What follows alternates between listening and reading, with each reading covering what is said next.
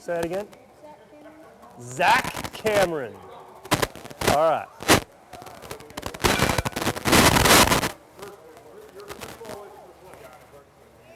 So Zach, when you get in the box, you need to make sure that your barrel can reach all parts of the plate.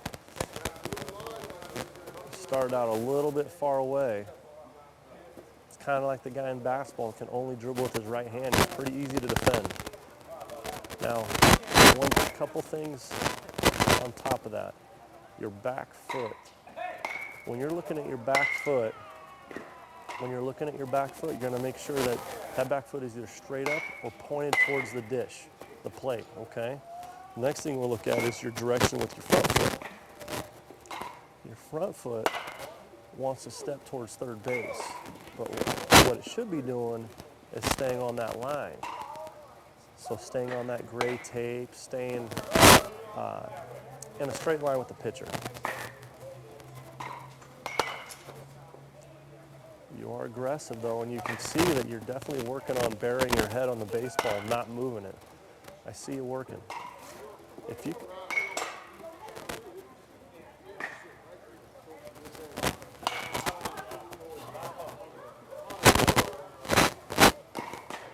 It would really benefit to film him from straight on so he could see what his front foot is doing. See that, because when your front foot starts stepping out like that, it's going to create issues with your front hip and your front shoulder. And when you bail out with your front side, you really don't have a back side, which eliminates a lot of power.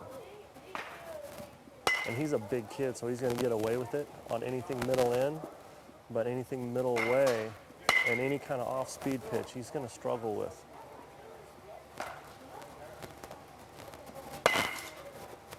If he just fix that, I think his hands might be in pretty good shape. He does a good job slamming his back right elbow into his rib cage. Good job there. It's aggressive, bury his head. One thing I would do with his stance is be careful how far he leans in with his torso. You really want to stay as tall as you can with that in your stance. You can bend your knees and do whatever you want there as long as you're in an athletic position, but you really want to try to stay tall with your torso.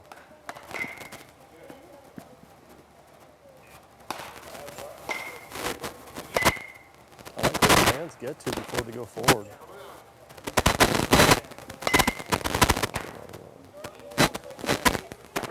Out, bud. So what's one thing that you learned at this camp? Rotating my foot like that and hold stride.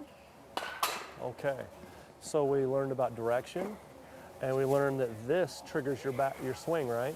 And I think you got a lot better at those. Things that you still need to work on is your direction, okay? So when you're in your stance, make sure that both feet are either straight up or slightly pointed towards the plate, okay? You do a good job loading here. The other thing that I would work on is make sure that you go back before you go forward. Go back before you go forward. Back before you go forward. And that's going to help create rhythm, and rhythm will help create power, okay? Nice job, buddy.